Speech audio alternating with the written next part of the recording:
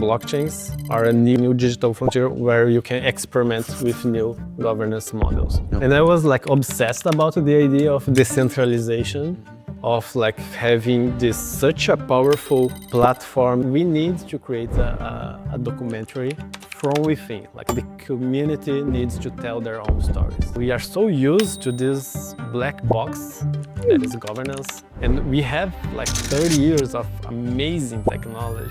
So you bring people to co-live and co-work towards the same goal, which is building a city. So a pop-up for me is a mob of technologists, of innovators and creators working towards building something together. You see yourself more as a technology layer, and that the pop-up's a way of you iterating fast on that technology layer.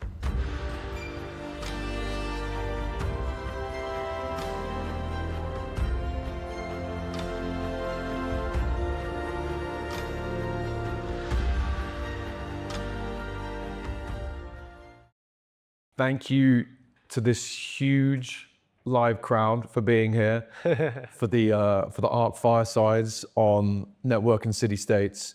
It's great having a live audience alongside us. Yeah, that's right. And now I'm here with Jean Hansen from Ipê City. Immediate respect to also having a special character in your name. I think we'll come back to that later of the problems. What is your domain for Ipê? Is Ipê City. And without right.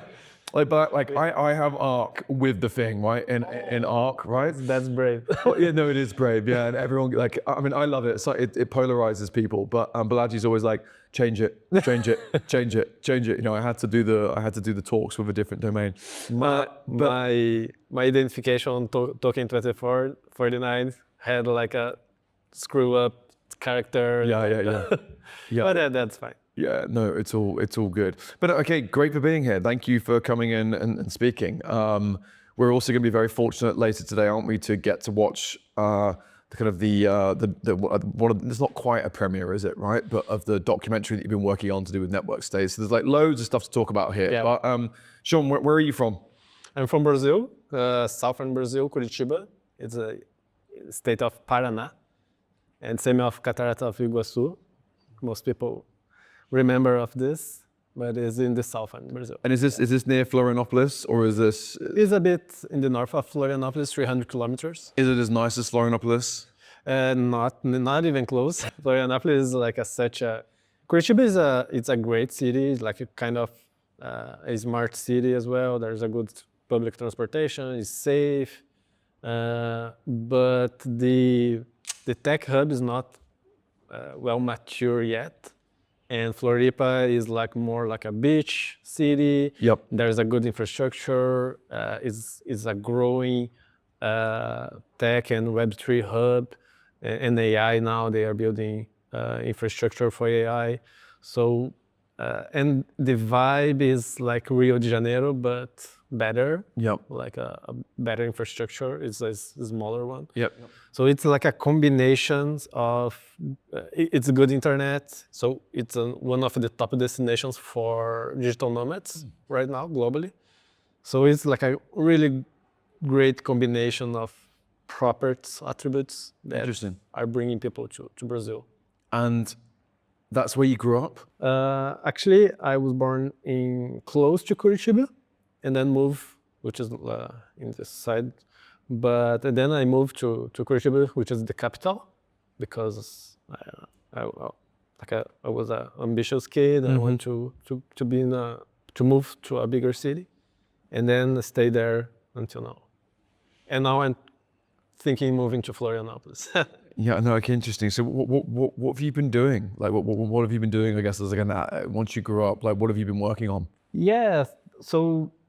When I moved to Curitiba, I always liked computers and trying to learn a bit of programming languages, and then my graduation is in technologies. So since 2006. I've been working with development, startups, building software like in the early days, like C++, like very back-end technologies. And then I saw all the internet cycles, like e-commerce, clouds, and then mobile, and social media, all this.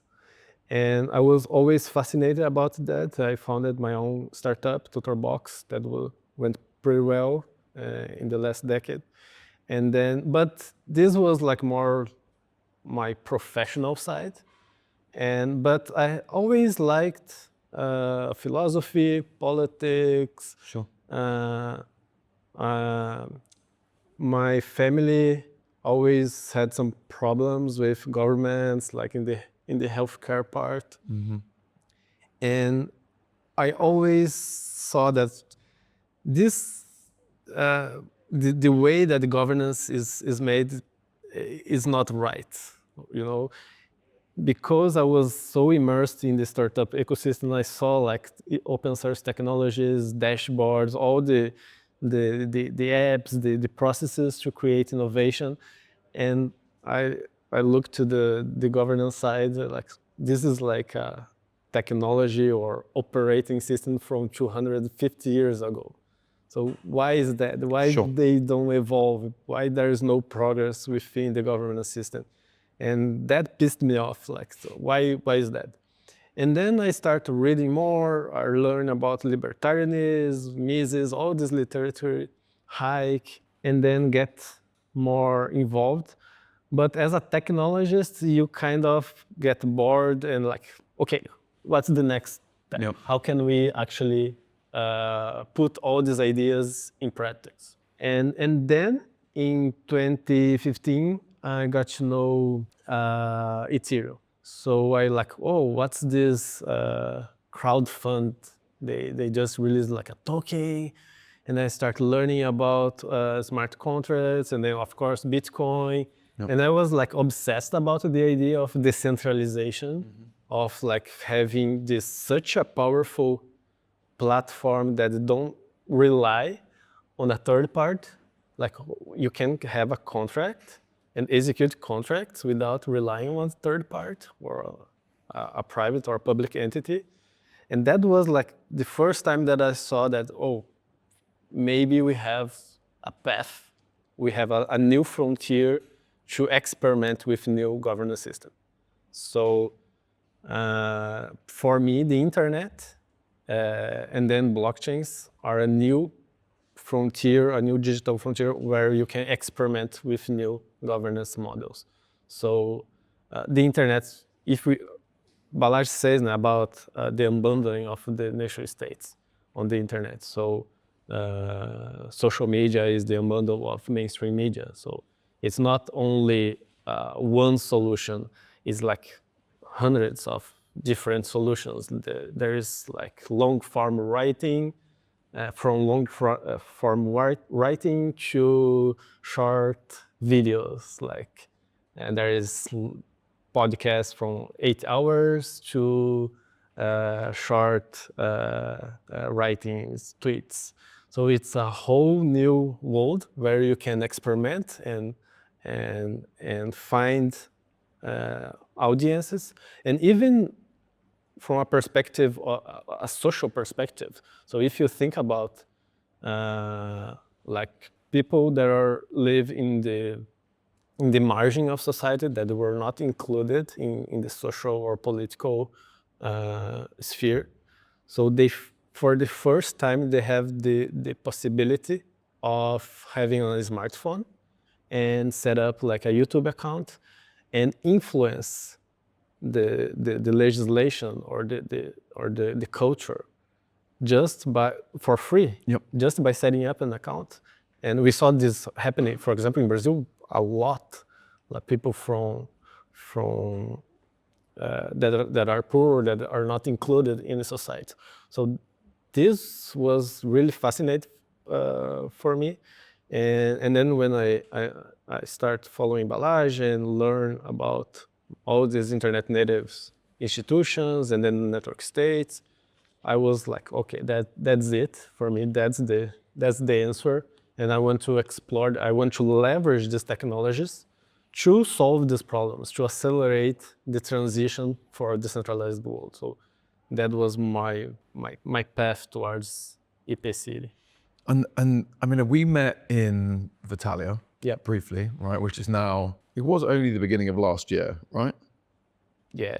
It feels like it was feels like 5 years ago. Yeah. Honestly, it feels so far away. But did you go to any of the other sort of like early, were you able to get to Zoozali or Zoo Connect, or was like Vitalia the first one for you? Vitaly was the first one. I was already writing about, so in 2020, so 2022, July 2022, Balázs launched the book. So I read right when he launched it, and then start writing a lot about it, tweeting. Mostly I had like 200 followers, like something like that.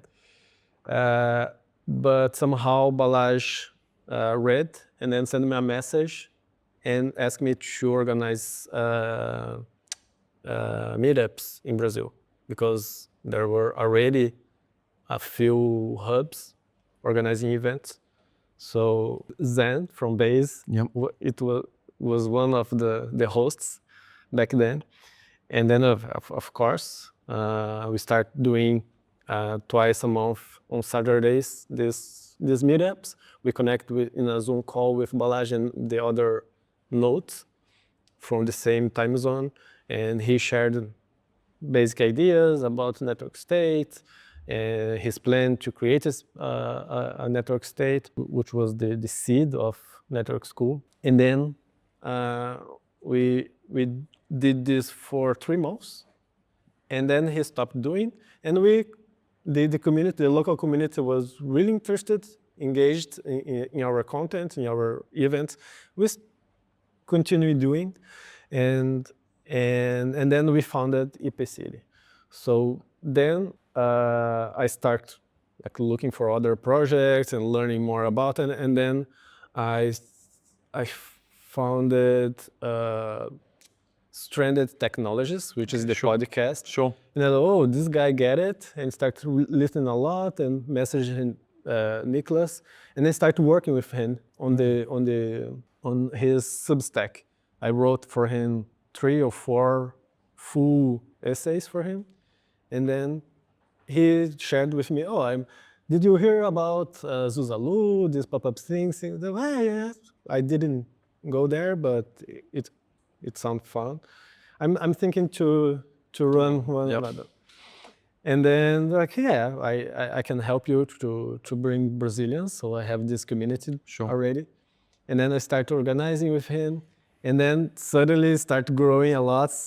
And like, I don't know, in November, something like that, there was like a lot of people interested in doing like a prior registration thing.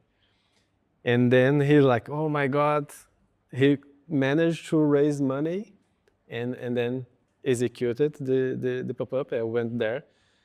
And when I was about to fly to Prospera, to the pop-up, I thought like, because I'm in crypto so much time, and you know, like how the media portrays and influence negatively the industry. So if for crypto was so bad, can you imagine like parallel states, parallel societies? Like I was pretty sure that the media pieces that were about to come was pretty negative.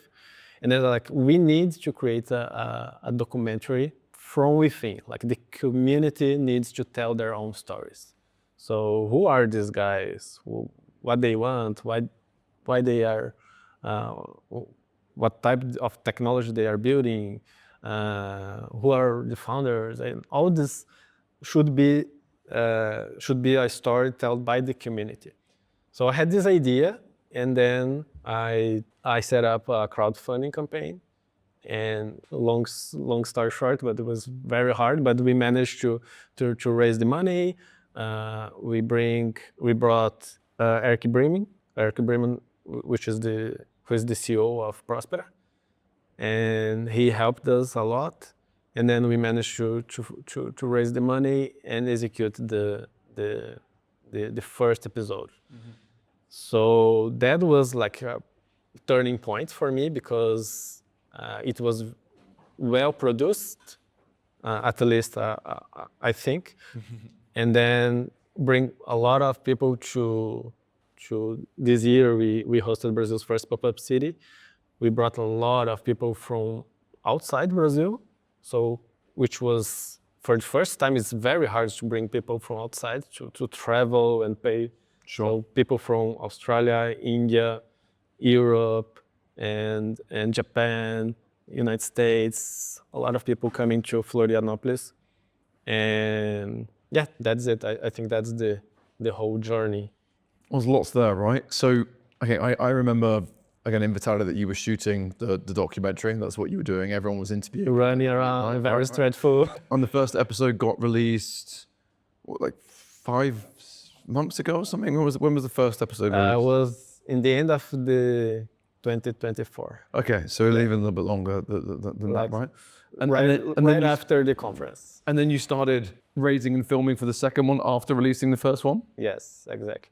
Then we start promoting the documentary and looking for other sponsors, other partners. Was it easier the second time?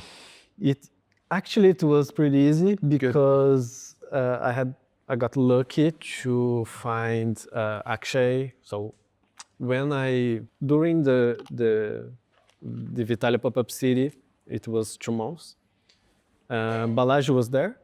He saw the structure that we are shooting and the whole structure of the documentary. I think we interviewed him, of course, and he invited me and Yash to go to Singapore, to come to Singapore to work with him in the seeds of in the book. He was just about to launch a new version of the book, but he was already thinking about network school. So we worked with him for 2 months.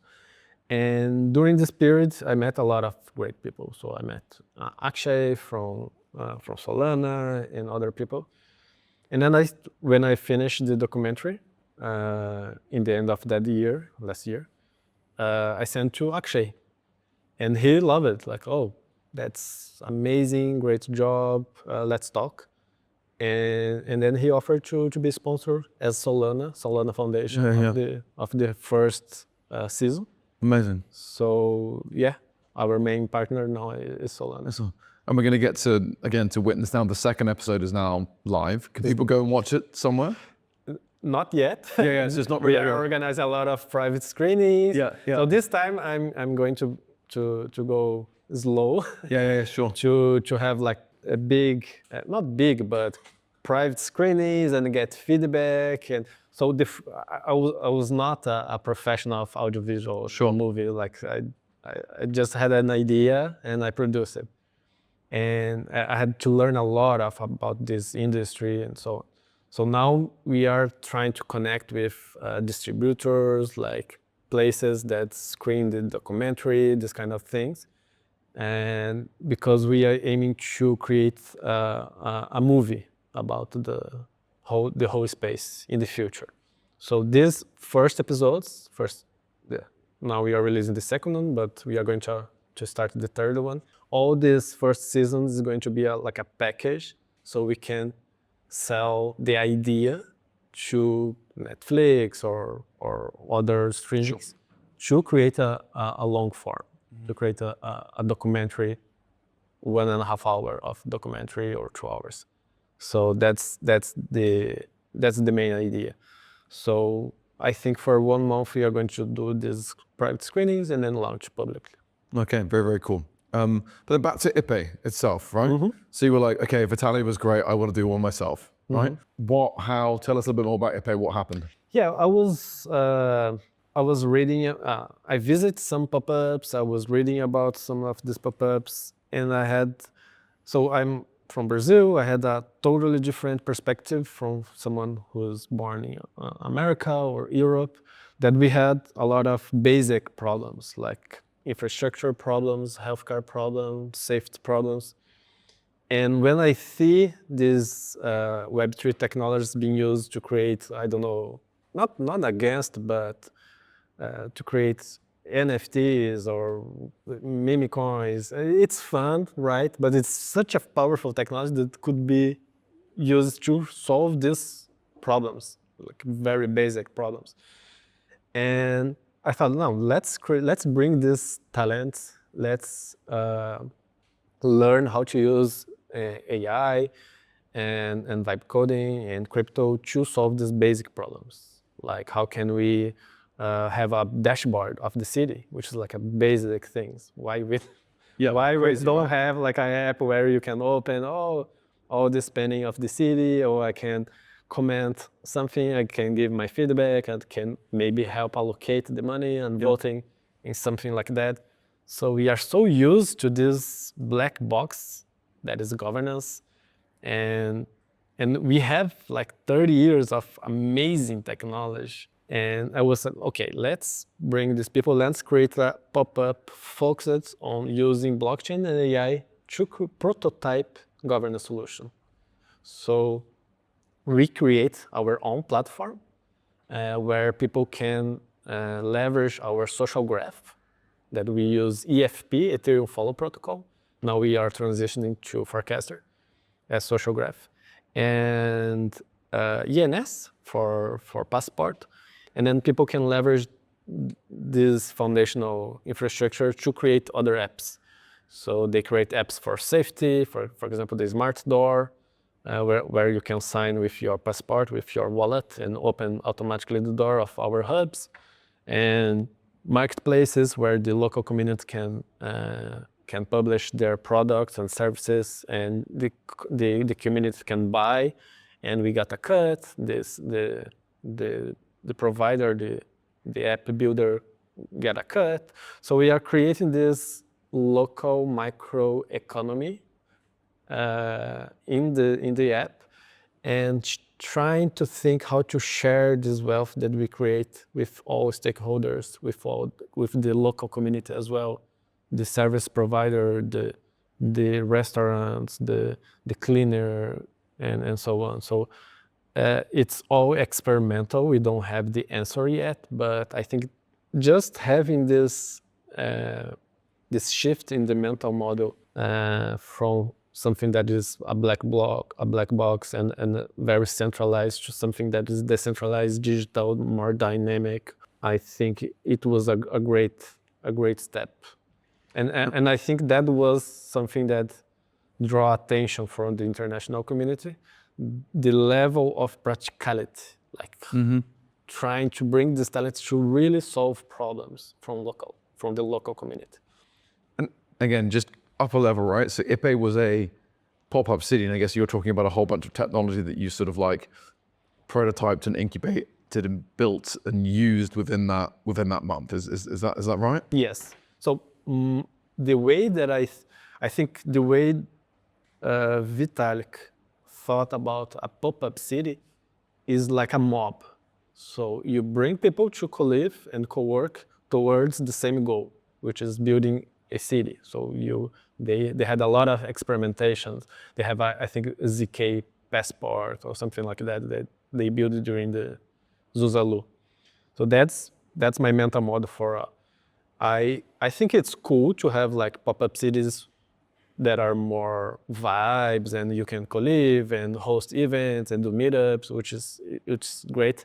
But some part of the pop-up should be, or part of the community should be working towards the same goal, which is building a city or a platform. Or it doesn't need to be a physical city. It could be like something like a platform or very digital. And that's how I see pop-up city. So even though we did the first one, we brought these talents to create this platform.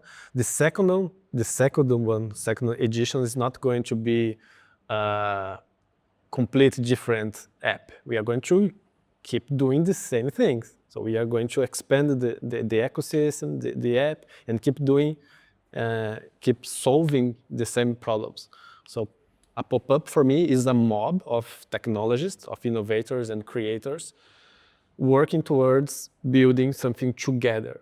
So I'm totally against running not totally against, but I think it's completely different things. Running a hackathon, for example, so you bring your startup, you pitch, and then it's fine to have that. But if you are not thinking collectively how to do collective action and works towards the same goal, I think it's not the case. Then it's not a pop-up city. You need to bring people to work together to achieve something. And so how did you find, I mean, how was it? Were you happy with Ipê?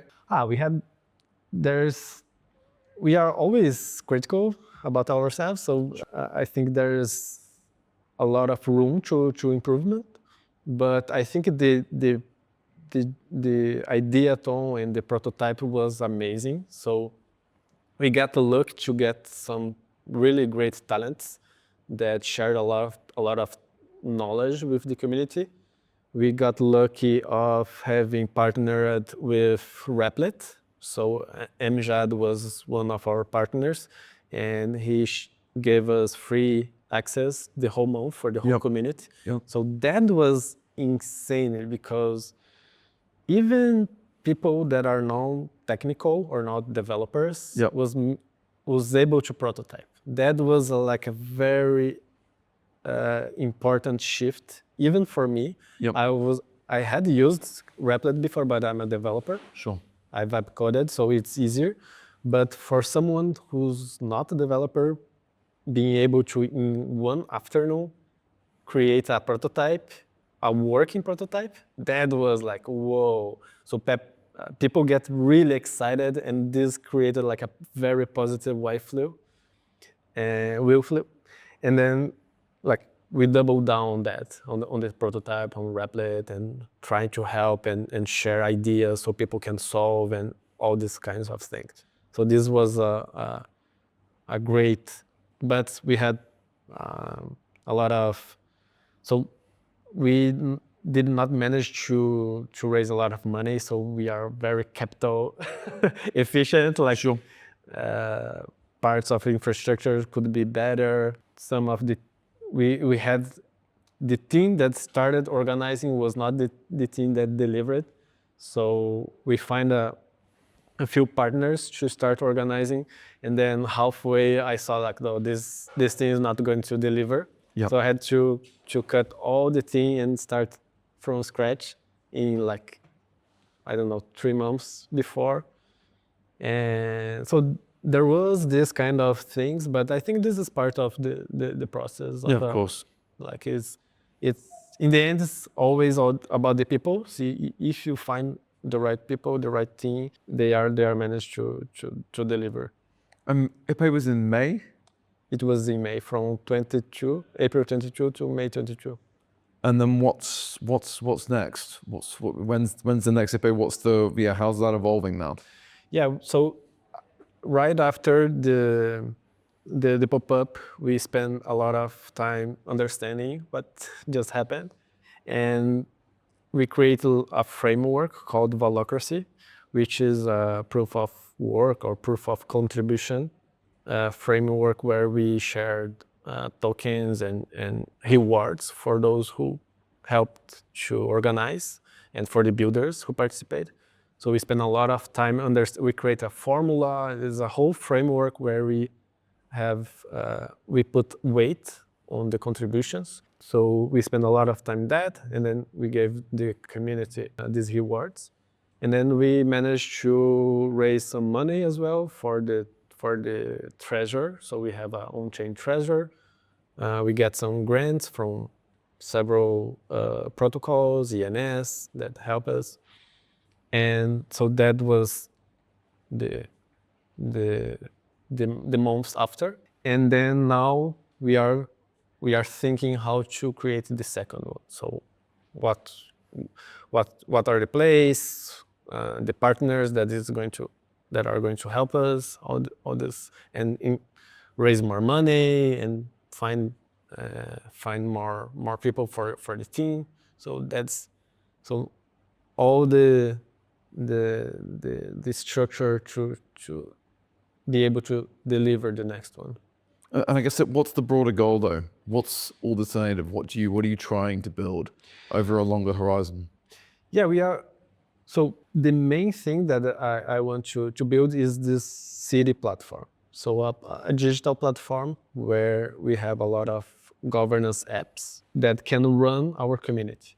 So from payments to managing public goods, allocating capital collectively, and crowdfunding to solve something. So one of the apps created during the first one was a crowdfunding platform.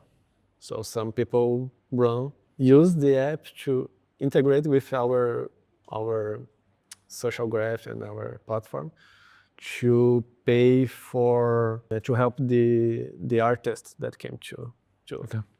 so which is Luis that Sure. you're familiar with. And so we want to have like a full stack platform and very modular where you can plug your app and integrate easily and run our community. That's the main goal. But we are looking for and this is part of the business model. So we as a platform get a cut from the transactions. Sure. Pretty straightforward. And part of the transactions go to the public treasure. So it's part of the community.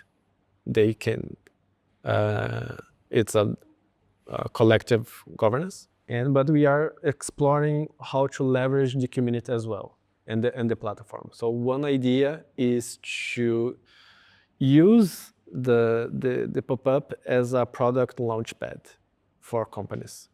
We did this for the first one. It was not idea, just happened, and we saw that it worked. So we had two companies, peer-to-peer, P2P.me, which is like a payment platform, an Indian startup that wants to launch in Brazil, and Yoro, a Switzerland company that wants to launch in Brazil as well to expand the market. So they both came to Ipê Village, and they leveraged the community of early adopters to beta test their platform. Sure. Over the month, which is pretty new. Yeah. So think about you as a startup, you have a product, and it's really hard to get users to use, and Sure. you observe the using, the getting feedback, and having the capacity to iterate and then test again with the same user and so on. So they came to Brazil and they spent the whole month there iterating, testing, getting feedback, iterating. And then in the end of the process, just a few weeks later, they officially launched their products in Brazilian market, which is like a 200 million person market. And for me, that was a product. That is a very clear product that we can offer more structured for companies. We have a lot of early adopters, techno-optimist people. Yep. Some are crypto native, another are not crypto natives. So you have access to this pool of users, and you can stay here and iterate and launch. We can even help to integrate with local financial infrastructure or adapt to local regulations, this kind of things. So we want to create this gateway to Brazil. So from the global market to Brazil. And I think this is going to be one of the big arms of Ipê. Interesting. But okay, so you see yourself more as a technology layer, and that the pop-ups are sort of like a way of you iterating fast on that technology layer and doing even more relevant things in the real world that really matter. Is that sort of fair? Yeah, we are. I call the project techno-social layer. So we are very strong in the technical layer for now, and trying to improve the social layer, have more people, and grow the community, the membership. But that's it. We are, of course. Then we have partners that are within the community talking to governments. We want to create a special economic zone in Florianopolis. We already had several meetings. People from Santa Catarina, which is the state, are very very open to the idea. It's very different from the federal government. And I think over the next years, we are going to have something like a special zone or regulatory sandbox for crypto or AI. And but this is not the core. Okay. So I'm relying on partners to do that, because otherwise it's too hard. Yeah. Only the technical and the social part is Still a lot. It's too much work, but like having a special economic zones is very important, strategic for us, because then we can become a really gateway, like for Brazilian market. And other things is the physical. So right now we have partners that have hubs, hacker houses. We don't own anything yet, but I think this is an important part. And we are going to probably do a collective a crowdfunding and decentralize with tokens of a real estate, a house, and start thinking in land just like in the future, which is like very capital intensive, and it's real estate is a completely different game. I have no idea how to do it, and so I want to master the social layer and the technological layer for now, and scale a lot and be financially sustainable. Yep. And then start thinking and finding, to be honest, finding partners that know way better than me about politics and real estate. Sure. And so then, like, at the minute you don't have the next Ipê confirmed, so how do people get involved at the minute? Where do they go? What can they do? You can go to our website, so ipê.city. We already have a Luma it's on March 2026. It's confirmed the date. It's going to be in Floripa again. Okay, cool. And you can sign up to the wait list. Okay, super cool. Well, God, I mean, I heard such amazing things about Florianopolis in the first place, right? And Ipê City there, right? Like at a really, really good time. I'm trying to work out how I can divide myself and be in all of these places at the same time, right? It's just like not fair. But thank you for coming and talking about that. I hope I get to come out, and I hope that everyone else does come and see you over there in March. And yeah, John, thank you very much. Thanks for having me. Thank you so much. And then like we need to create a documentary from within. Like the community needs to tell their own stories. He went on the boats to New Zealand from the UK in like the 40s before commercial airliners. They were picking people with skills to populate New Zealand. My experience with school was kind of falling through the cracks. I got really disillusioned with the music industry. Fame's a weird thing. Like it changes both the people with the fame and the people around the fame. This is awful. Like I don't want to be a part of this. And so I said, fuck it, and I went traveling. The Argentine economy is really difficult to do business in. I got a call from the British Embassy and they were like, last flight out, like, are you coming? And I'm like, I don't think I want to go back to the UK. I firmly believe that the biggest reason why people don't jump into this lifestyle is fear of the unknown. We're going to see like a real explosion of people wanting to be involved in this movement.